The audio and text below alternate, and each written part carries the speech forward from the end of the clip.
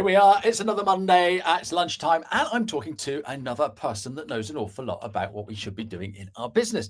And this week, which is a little bit of an oxymoron because I love LinkedIn and I get people to do stuff on LinkedIn. And today, my guest is a social media expert, but she's getting people to not use their phones so much. So, without any further hesitation, let's bring in the smiley Sam Flynn. Hello, Sam. How are you? Hello, I'm good, thank you. That's a nice introduction. The smiley Sam Flynn. I like that.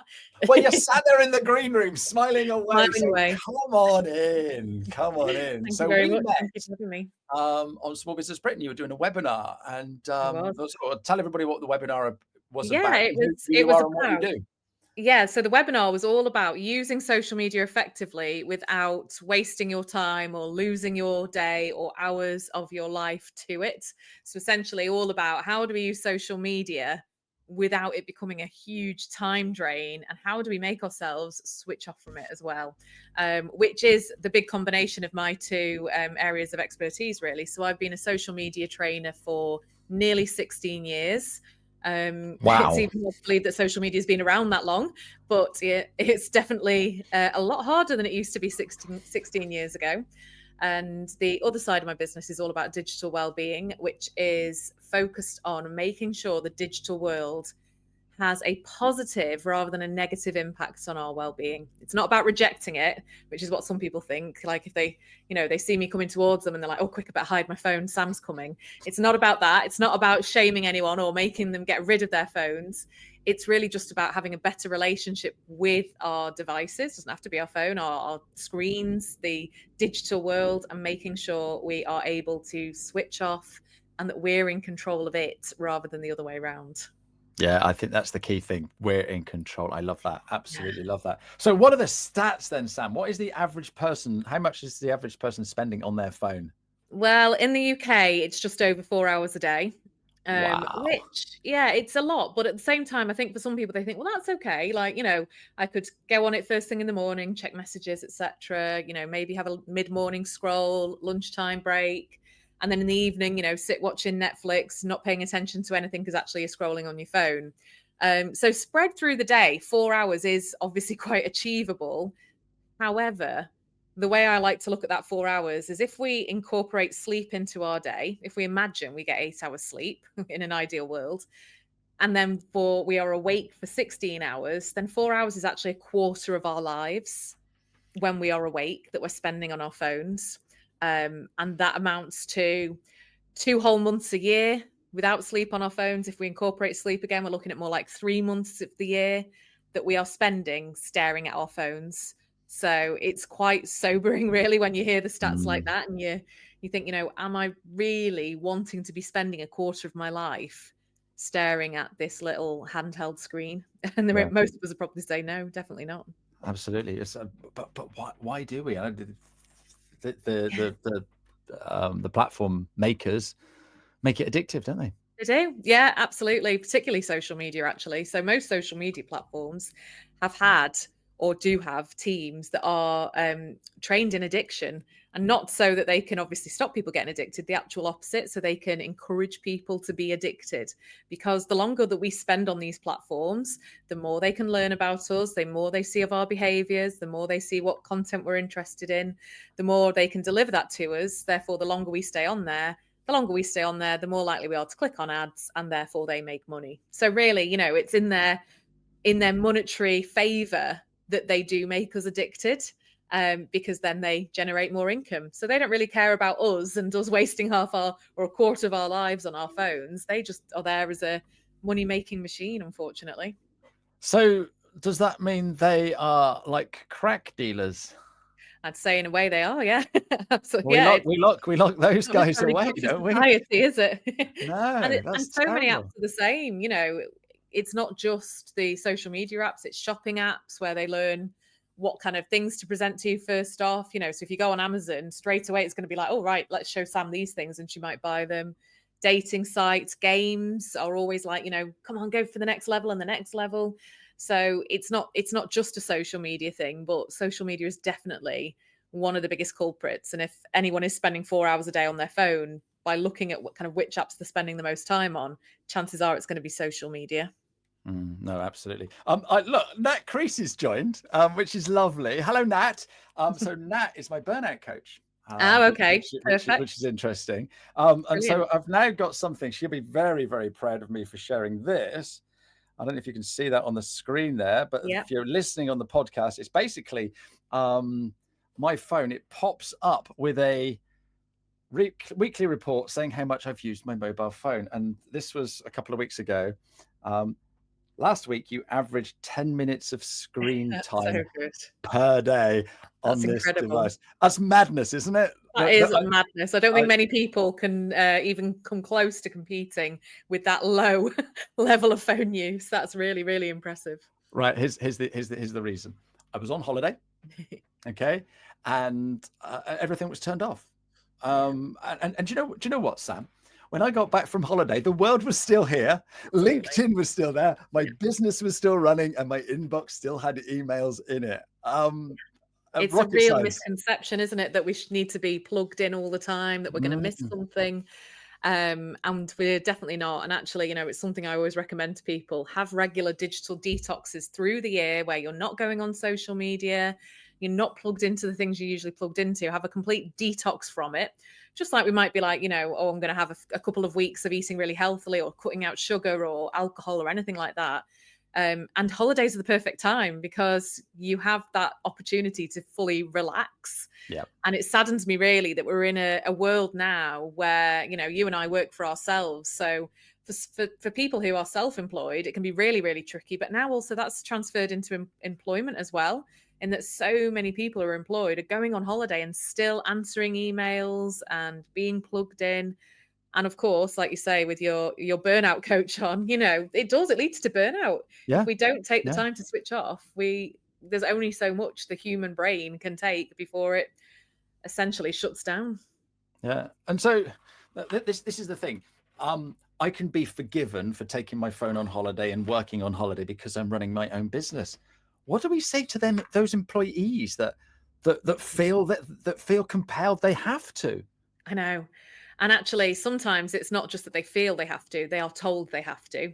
I Seriously? know, I know many people who have been told, you must take your work phone on holiday, you must check in every day, you must be No. contactable. So yeah, it's not even in some really awful workplace cultures. It is actually not just a case of, oh, please, please make sure you switch off. It's actually, oh no, make sure you switch on. But I think there's many issues really, and actually I do a lot of work in businesses on digital culture and improving digital culture.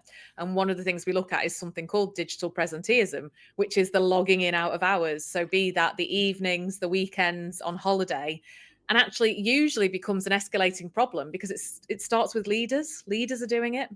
And then obviously, as we go down the chain of command, people are seeing that and going, oh, hang on a second. If my boss is doing that, that's probably something I should be doing to prove how committed I am and to try and climb up that career ladder. So it's really important that role modeling of like allowing complete switch off on holidays, outside of work hours, at weekends, that comes from the top.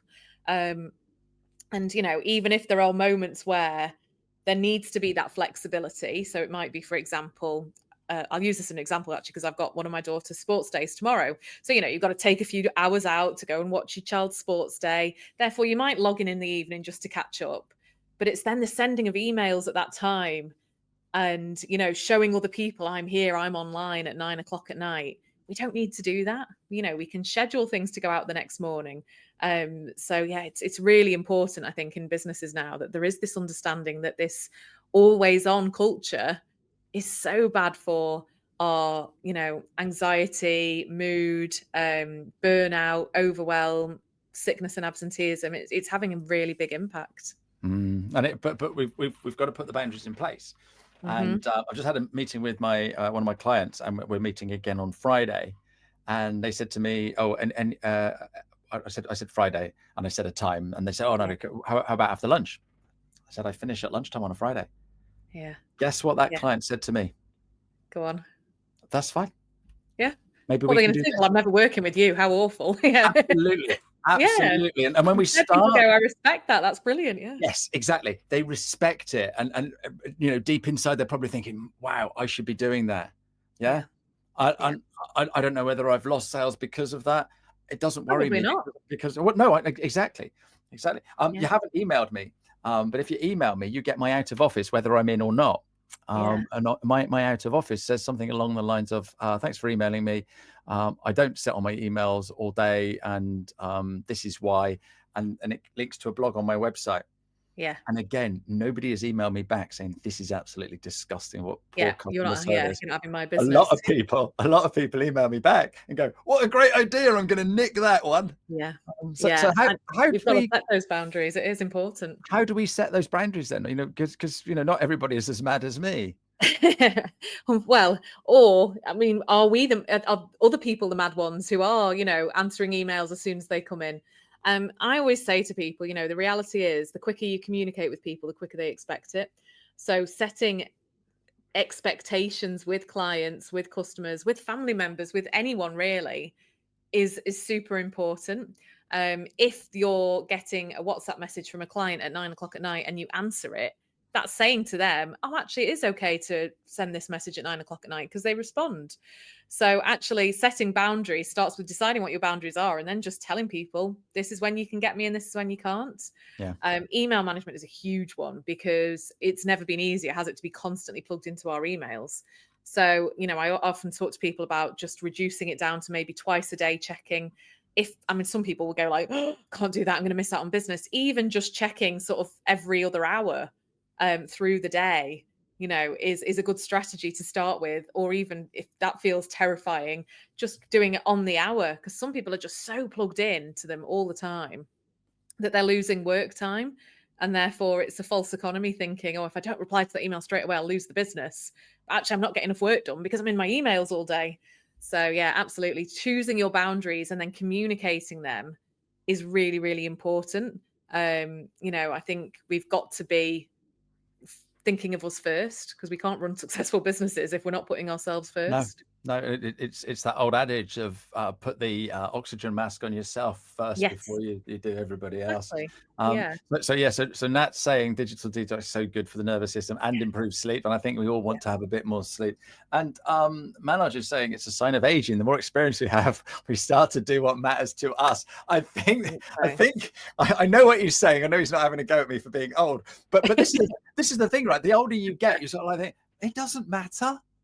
Yeah. When I was a young man in a business, I sort of like had to do all this, had to do all that because I didn't want the boss sacking me. If I was working for that organization now, I'd be telling the boss that this is what I'm doing. If you like it, then if not, I'm off. Yeah. And that's the thing. And That does come with age and experience, though, doesn't it? That ability to go, you know what, actually, I can set the rules here, or I can be a bit yeah, more prescriptive about yeah, what I want from this. yeah. No, Um, I talk to my daughters and they're at work and it's like, oh, you should be doing this and you should be doing that. And they're like, oh, hang on a minute.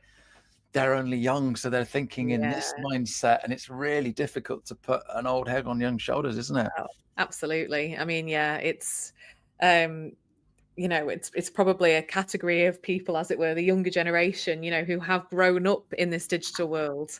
I certainly didn't grow up in a digital world. I got my first phone when I was 16, and obviously it was just a Nokia that you could play Snake on, and that was about it. You couldn't be spending all day scrolling on apps. Whereas we're now in, the people in their 20s, they've grown up in this digital world. Mm, For them, it's mm. just the norm to be plugged in all the time, but it doesn't mean it's okay for them. And it's certainly some of the work I do actually is in schools, talking to sort of 10, 11 year olds at the point where they're really starting to use digital devices more, and get them understanding it from an early age, the impact that this can have on things like sleep, like you said, Nat. It's huge. Sleep, focus and attention is another one that is really negatively impacted by being switched on all the time. Creativity goes down the more time we spend on our phones. And then of course the mental health impact as well. So there's so many ways in which we can improve our lives and well-being by just switching off that bit more. Okay, so let's just say I'm chatting to someone that's always on their phone. All right, I've Mm, managed to stop them from using their phone for 5 minutes yeah. to listen to me. What can I say or do to help them? Because some of these people I see that Yeah. just they can't walk down the street without. No, it's an addiction. Yeah. Yeah, absolutely. It obviously varies depending on what level of addiction we're at, in a sense, because some of us might go, oh, do you know what? I really just want to not be on my phone as much. And making that decision is the first stage to making that easier. You know, trying to convince someone who hasn't made the decision themselves is like saying to someone, oh, you're smoking too much. You might want to stop doing that. Like, well, hang on. But I like smoking. Yeah. Yeah. So I always think that the first step is them really understanding what negative impact that can have. Because I think with Okay. something like smoking, it's quite obvious, isn't it? You know, it's there on the packet of cigarettes that they're buying. It's there. Yeah, I can't even look at those photos. Exactly. It's straight in your face, isn't it? That this thing you're about to do could kill you. Yeah. And it certainly is going to impact your health. Whereas with our phones, there's nothing that says, oh, by the way, this could actually be really negative for your well-being.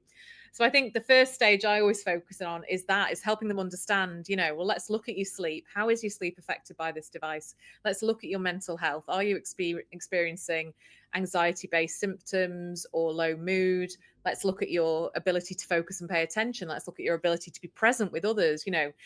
And then things like looking at on a scale, how much joy do you think you're experiencing in life? And it's kind of the first stage, I think, is always looking at, okay, well, where are you at now? And how is this actually negatively impacting you? Because I think that can start being the wake up call to go, actually, bloody hell, yeah, I thought my bad sleep was because of X, but actually it's because I'm getting into bed and scrolling on my phone for 2 hours and then waking up wide awake in the night with all sorts of things going on in my head because I've absorbed it all straight before bed. Then the next stage is obviously looking at what actions can we take. And it sounds so easy, doesn't it? Well, just put your phone down more. But our brains have long had this association with wanting to pick up our phones. It's all dopamine related. I haven't got time to go into all the science, but essentially every time we pick up our phones, we're getting that little rush of dopamine and then our brain's chasing it more and more. So it's always looking about ways that we can add friction into that. So if our phone's right next to us all the time, it's easy to pick up. And that's probably one of the issues with our phones compared to, say, laptops, computers, is that they're mobile. They go with us everywhere. So we can walk down the road looking at them. We can be in the playground while our kids are playing and staring at our phones. We can be in the doctor's waiting room looking at our phones. So instead, adding friction into that relationship means that it makes it harder. So keeping it out of sight in another room. Some people argue, well, I need to hear it in case there's an emergency. Well, have it on loud. So if someone rings you, you can hear it, but it's in another room. It's out of reach. It's not right next to you. Turn off your notifications is a really, really good one. That's usually, if anyone says to me, what's the one thing you recommend we do to pick up our phones less? Just turn off your notifications. That was the first thing I did. And the trouble is when you install a new app, straight away it's automatically getting you to do the notifications, and then I delete apps and then I put them back on and it goes, oh well, no. And sometimes we can allow it by accident and think I'll turn them off later and never get round to it. And then apps like LinkedIn will then keep saying to you like, oh, why don't you turn on your notifications so you're aware of these things, you know? Even after you've had some you're missing out. Oh my goodness. You're going to miss out on everything. But yeah, it makes a massive difference. The research has shown that turning off notifications reduces the amount of times you pick up your phone by 1/3 because it's not speaking to you. It's not saying, pick me up, look at this. And also it's back to focus and attention. I could be working away at something and then my phone kind of lights up. Even if I think, nope, I haven't got time for that right now. I'm focused on this. I'm doing this work. It's too late. My attention's already been diverted elsewhere. So it does help us to focus more if we turn off those notifications. And most of the time we don't need them on anyway. Or very few. We certainly don't need to know the second we have a new email. We don't need to know the second someone WhatsApps us. We don't have to be constantly aware of everything that's going on. We certainly, and this is probably one of my least favorite notifications, we really don't need to be aware of brand new news stories because that is a surefire way to really lower your mood, is having these breaking news stories pop up on your phone throughout the day and just tell you what a miserable state the world is in. That's the reality. It's finding a way to make sure that you're not constantly being, constantly switched into that phone. So turning off notifications is a really good one with that. And similarly on laptops, computers, again, if we're busy working away at something and then this ping in the bottom corner that we've got a new email, our attention's gone. It's going to take us time to get our full attention back on the project we're working on, even if we don't go and open that email and answer it. It's too late. So I'm a big believer in no notifications on anything. because then we are in control of when we decide to look at our phone. We can be like, oh, I've done that now. I'll just check if I've got any WhatsApp notifications, any WhatsApp messages. Or I've done that now. I'm going to spend 5 minutes on LinkedIn, as opposed to, oh, someone's liked my LinkedIn post, or someone sent me a message on LinkedIn. Hang on, I'll deal with that later. I'm in the middle of something. So yeah, it's a really, really simple step that can make a massive difference, is turning off those notifications. And it's always my favorite one because it's just so easy to achieve. Yeah, it is easy. It is easy. And I think once you've done it, then you appreciate that it wasn't that hard. Yeah. Like you And say, and it's also getting into better habits. So I sit down with my wife of an evening and we watch something on the TV. Commercials come on, we pick up our phones. Yeah. But I consciously said that I'm not going to do that. And so of an evening, I don't look at my phone. Yeah. So I finished work. So Yeah. if you message me, it was something really, really urgent, Sam, you're gonna have to wait till tomorrow. Yeah. And actually, it's back to setting clear boundaries and understanding, isn't it? Because if someone has an emergency, sending you an email or a LinkedIn message or a WhatsApp message is not a way to deal with that emergency, but people have to be aware of that's not going to be the way, and if somebody's dying, sure, pick up the phone and ring me. But the people that I care for have got my phone number. Exactly that. And if it is a matter of life and death, they will phone me. You go to ring somebody, so like, oh, I really need to know the answer to that. I don't know, a friend or a relative, and it's sort of like, oh, it's 8 o'clock at night. They might be getting ready for bed. You're not going to phone them, are you? Yeah. So why do you think it's okay to then WhatsApp them or send a LinkedIn message, or and it's I think if we take that sort of attitude, it's so true. And I love what you said there about kind of switching off in the evenings, because I think that's probably the biggest time that people are sat on the sofa, they're putting something on the telly, and then instead of watching that thing on the telly or spending the time chatting to their loved ones, they're picking up their phone. And it's obviously we can't do two things at once. Multitasking is a myth, something that was created by IBM. I love it when a woman says that, because I always joke saying, well, because I'm a man. But yeah, you're right. It's true. There is no way we can do two things at once. No, we've got one brain. That's it. Yeah, exactly. We can't scroll on TikTok and watch a film and know everything that happened in that film and every video that we've seen on TikTok. We can't physically, mentally do both. We might be able to wash up while listening to a podcast, so that level of multitasking, fine. But actually watching and listening to two things at once, neither is going to go in effectively. So actually switching off at night is really important. Now, I have a bit of a habit with my hands where I struggle to just sit still and I have to be doing something. And that can be quite an issue now for a lot of people. And people I speak to say, well, I tried to stop using my phone while I was watching the telly, but I just felt too fidgety, like I needed something in my hands. So my thing now, or has been for like the last 10 years, Don't tell me. Let me guess. Oh, sorry. You started smoking. Yeah, oh, absolutely. Replace it with a cigarette. Crochet is brilliant. Crochet, yeah. And my house, you can see. What have you made? Oh, loads of stuff, honestly. To the point now where my husband's like, please don't make another blanket. But it's not just for our house. It's things like, oh, when Christmas is on its way, I'm like, right, who can I make something for Christmas? A really lovely Christmas blanket, or if someone's having a baby, or, I've made clothes, cardigans, scarves, and to be honest, it doesn't really matter to me fully what I'm making. It's the fact I can sit down at night, do something with my hands whilst watching the telly, because I've been crocheting that long now. I don't really need to concentrate on it, or chat to my kids, chat to my husband. And at the end of it, I've got something to show for it. And that's something in my mind that's like, why would we spend a quarter of our lives doing something and have nothing to show for it? So at least with crochet, there's something to show and the hands are kept busy. So yeah, there's all sorts of manner of things. Colouring in is another one that me and my girls do quite a lot. So we'll sit maybe and watch a movie, but colour in at the same time, or doodle or draw pictures. There's loads of different things you can do to keep your hands sort of entertained if you're so used to having that device in your hand every night. It's just about replacing it with something else. And actually bringing back that smoking analogy, I remember hearing this on a podcast, someone saying that, when their dad or someone gave up smoking, they started having lollipops instead, just so there was something for that feeling of the hand going to mouth. That was Stephen Bartlett. think it was. Yeah, I think it It's was. You're right. Stephen Bartlett's Yeah. book. Yeah, absolutely incredible. Okay, so Karen Taylor is currently going through and turning off all her notifications. We've Good. saved somebody today, Sam. Excellent. Right, Yeah, that's okay, why I like so to get we action taking. haven't got much longer left, but you will have to come back because this is such a hot topic.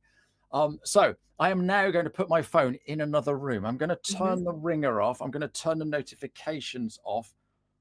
What else can I do? So it's really about making that switch from conscious to unconscious use. LinkedIn's a good example. I was speaking to someone recently who said that they find themselves, they're on LinkedIn on their desktop doing whatever they need to do work-wise on LinkedIn. And at the same time, they then go and pick up their phone and open the app and they're scrolling on the app at the same time. Just because they, without even thinking, suddenly going, what am I doing? I'm on LinkedIn in 2 locations. Stereo LinkedIn. So yeah, I don't exactly. even advocate that, Sam. No, God, no. Doubling up on LinkedIn, hell no. So, yeah, being really, really conscious with our use and thinking, why am I going on LinkedIn right now? You know, is it because I want to lose myself in the scroll and look through everyone's posts? Or actually, am I going to spend 5 minutes really consciously engaging with my target audience or with the people that matter and speaking to them, right? Let's have 5 minutes conscious effort. And I'm a big fan of the timer on my phone, use it for lots of different scenarios. If my 6-year-old is moaning about getting dressed, I set her a challenge. Let's see if you can get dressed before the timer goes off in 2 minutes, and I use it myself. So if I'm going on something like LinkedIn, I will go, right, I'm going to give myself 5 minutes and I set a timer. And when that 5 minutes is up, I go off LinkedIn because it really hones your kind of focus because you've only got that amount of time to do the bits you need to do on there. And then you go away from it. And then the other thing is thinking about the apps. Do we need to have a LinkedIn app on our phone? Or actually, can it just be part of our working day on our screen, on our desktop that has a time that we do it as well? That it's written into our diary at 10 o'clock. I'm going to go on LinkedIn. I'm going to send some messages to these key people, etc. Rather than I'm going to have the app and I can scroll LinkedIn in bed on a Saturday morning. So really thinking consciously about our app use. Do we really need that app? Or are we getting that app because it's been suggested to us or because, oh, well, I use LinkedIn, I should really have the LinkedIn app. And definitely I find that keeping it on my desktop only means the screen shuts down at night and I can't go on it again until the next day. So managing our app use. And then I'd probably say my final thing would be there are amazing app blockers out there. So apps that actually stop you using your phone too much. My favorite one is Forest. Forest is a paid app. I think it's maybe about £4 for the year. It's not very expensive. But one of the things I love about Forest is you can set kind of a time frame that you don't want to go on any app. So you say, right, I'm going to go into a 25-minute no phone session. And it over that time, it amasses kind of little eco coins. And when you get to 2,000 eco coins, you can transfer those where a charity will then plant an actual tree on the back of you not using your phone so much. So I kind of think that covers Nice. 2 things A really. win-win. Yeah, exactly. Using my phone less is helping the environment. Absolutely brilliant. All these things, they're just simple little tricks, but we Yeah. just don't think about it. And yeah, my training on LinkedIn, I do it on the desktop. I train on the desktop because you don't have to have it in your pocket when you go to the beach. You really don't. You No. really don't. And the problem is if it's there, the draw to look at it is there also, and the resistance needed to go, actually, it's Sunday, maybe I shouldn't be on LinkedIn. It's not on your phone, you can't go on it. That's Correct. And so makes it here's a top tip then. Something that I've been working with Nat on is not using LinkedIn on Sundays. And I don't use it on my phone at weekends. And so what I did is I deleted the app off my phone every Friday afternoon when I finished work. Yeah.